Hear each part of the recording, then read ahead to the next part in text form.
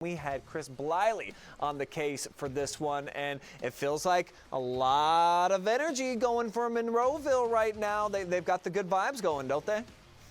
Pretty good 48 hours for the Eagles. The Lady Eagles win last night and That's play at 4 right. p.m. tomorrow. And the boys today, started off slow, fell behind, but shut them out in the second half and outscored the Hornets 20-0. And take a look at the highlights here. This is a crazy start. Here's Monroeville taking the field. There's no time on the clock. Monroeville's waiting to kick, and with no time on the clock, the Hornets get out there late, but it didn't cost them. They got off to an early lead as it was Julius Gore, 6 foot, 205-pound running back, going in from 1 yard out. They would complete the 2-point conversion and lead it 8-0. But here was the man of the day. It was Cooper Cleary. His sister McKenna would make him cinnamon sconces today, and whatever it was, she is making cinnamon sconces next Friday. 75 yards to pay dirt.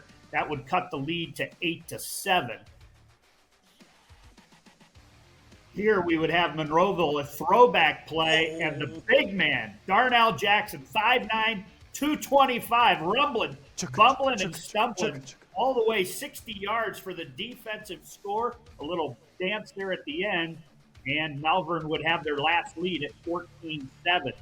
Colton Clark, who was battling through injuries the last 2 weeks, played his normal Warrior-style game. He would score from the 1, and we were tied at 14. Here, Cleary would get his second touchdown. This one coming in the third quarter, and Monroeville would take their first lead, actually in the fourth quarter, 21-14. Cleary, for good measure, this time goes in from 29 yards out, his third touchdown. He would end up with 224 yards and 3 tutties on the day. You'll certainly see him as up for our player of the week. And then to round out the scoring, Connor Boris would go in from 1 yard out, and the Eagles would end up winning it. And then just to finish off a great night, Cooper Cleary steps in front of a pass there with just 35 seconds. So again, those 224 yards, 3 touchdowns, and an interception. Cooper Cleary was our Underground Utilities MVP tonight, and it was well-deserving. Tell me about the atmosphere out there. Obviously, Marshfield, a little bit of an upgrade and all that, Chris, and then people are all buzzing just around that community in general, like you said, because they're going to be playing for a state championship on the volleyball floor tomorrow. But just what was it like out there within the bleachers and then everything around it? Well, I can't tell you much about the pregame, but I can tell you Peens was jumping in the postgame as I was there with some of the parents. I do want you to know, Brian, that a couple parents approached me at the postgame party and told me that the she shed is now trending. They were asking me if I'll be shooting tonight's episode from the she shed, but I told them I probably would not. Yeah, hashtag she shed. And where is it? Why are we in the house tonight? Well, the wife was out in the she shed, and she wanted me to be quiet while she was watching a movie. So, okay. Well, we'll keep it down. We did bring up this is a cinnamon. It's called a scone, unless scone. Yeah. It's a kind of a fancy baked item. His sister actually told me it was called a scone, but I think it's spelled like sconce. Whatever it is, it fueled the Eagles to a big victory, and now they're in the Final Four of their region. Chris, let's take a look at Region 25, and what tough tests coming up for them here next week. They're going to have to go away from Marshfield and take on an undefeated McDonald team coming up here this next week. On the other side, Mogador, a team that, such tradition out there, and then East Canton, the Wizards. Ooh, I love that. That's who is in the semifinals right now. So give me just kind of your initial thoughts without studying too much on McDonald, who was a 28-13 winner over JFK, who you saw last week, and what the Eagles can bring against a team that was able to be the #1 seed in Region 25.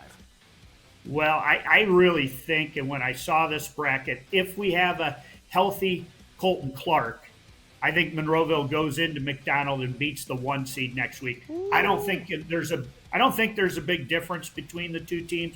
When we covered Norwalk St. Paul and Warren JFK last week, they were saying they thought Warren JFK could pull the upset over McDonald. So I don't think there was a lot of difference between 1 and 8. East Canton, who has to play Mogador, they were second in the conference that Malvern was in. So, I think they're very on par with Malvern, who basically Monroeville handled after the first 12 minutes.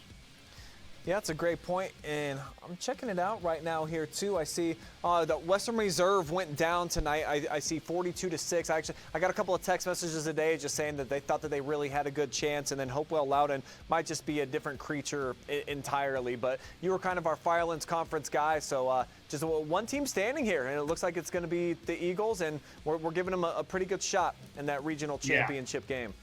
I've got one more shout out. Obviously, I'm shouting out to Lady Eagle volleyball team and Coach Nestor and the football team. But I got to shout out Ben Paul. We had no internet at 7 p.m. at kickoff. Ben gets on the phone, dials up a couple numbers, and midway through the second quarter, we had internet. And thank God we were able to get off my hotspot and bring a good second half to the viewers that were out there. So if you were watching, my apologies. But Ben Paul, you were the man for getting that internet in the second half.